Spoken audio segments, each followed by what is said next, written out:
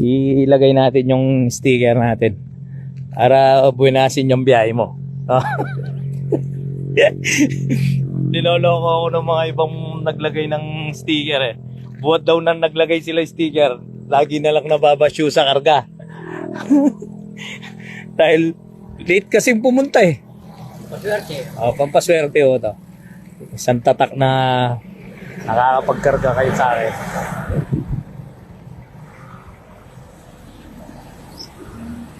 Ito.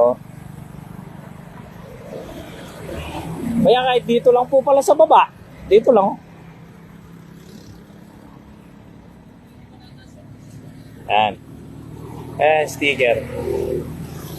Paswerte yan, Manong, para minsan hindi ka nawawala ng isda. No?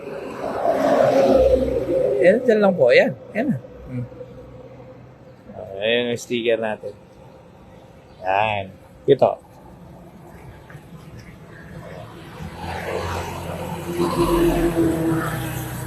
Ayan, no? Kasi ano. Ayun, no? Tingnan natin. Ayun, so. Natikita na yung truck natin ng pampaswerteng sticker. Sigurado ka ng swerte yan, Manong, ha?